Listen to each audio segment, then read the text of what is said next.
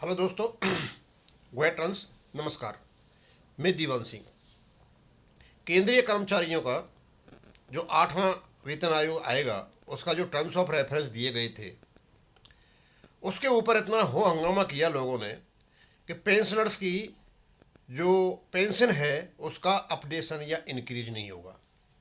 जबकि बड़ा स्पष्ट दे रखा है रेगुलेशन 66 में, जब CCS रूल्स 1970 को अमेंड किया गया था कि रिवीजन होगा।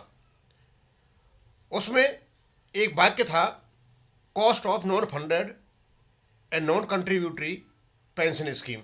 इसका पता नहीं लोगों ने क्या क्या अर्थ लगा लिया था। इसका सिंपल अर्थ यह था कि जो OPS है उसकी कॉस्ट कितनी होगी। इसके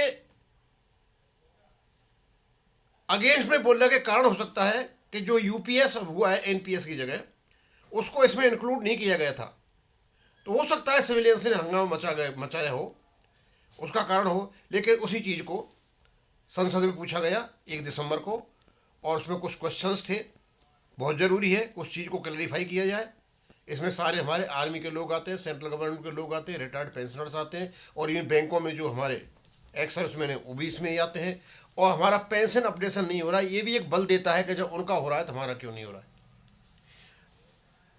ये है आपका 1 दिसंबर 2025 का constitution of 8th central pay commission. Shri Anand Bhadauria जी ने पूछा, will the minister of finance be pleased to state whether the government has issued notification the constituent of its central pay commission recently। ये पहला पूछा तो हाँ, उन्होंने कहा कि हाँ, yes, government has notified resolution dated 13/11/2025 for constitution of the 8th central pay commission.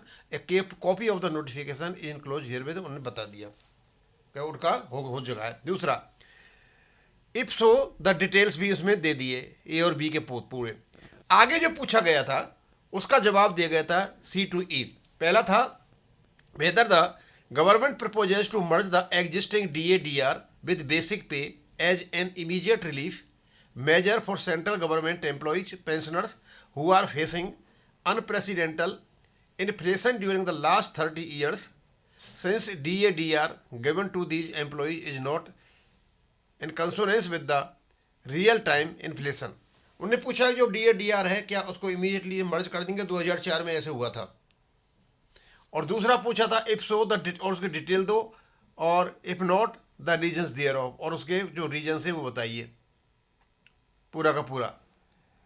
तो इसमें क्या था कि भारत सरकार का जवाब आया, no proposal regarding merger of existing dearness allowance with the basic pay is under consideration with the government at present in order to adjust the cost of living and to protect basic pay or pension from erosion in real value on account of inflation। The rates of DA/DR are revised periodically every 6 months on the basis of all India। मतलब उनको DA/DR का जो 8वें वेतन आयोग से पहले जो report आएगी उससे पहले DA/DR को 2004 में जो मर्ज, उसकी तरह कोई मर्ज करने का विचार नहीं है।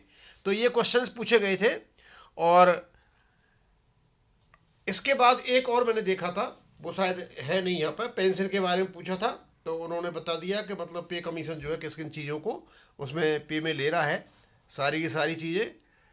तो बहुत लंबा चौड़ा नहीं है, हल्का सा ही है, एक जानकारी के लिए है कि भारत सरकार ने 8th पे कमीशन बिठा दिया है। और उसमें जैसे कि आशंकाएं की जा रही थी, लोग सोच रहे थे, स्पेकुलेशंस थे कि DA/DR को मर्ज कर दिया जाएगा जैसे 2004 में किया था, ऐसा इनका कोई विचार नहीं है। ये इनका जवाब था। और भी जो इस संबंध में चीज़ आएगी हम आपको बताएंगे। थैंक यू, धन्यवाद।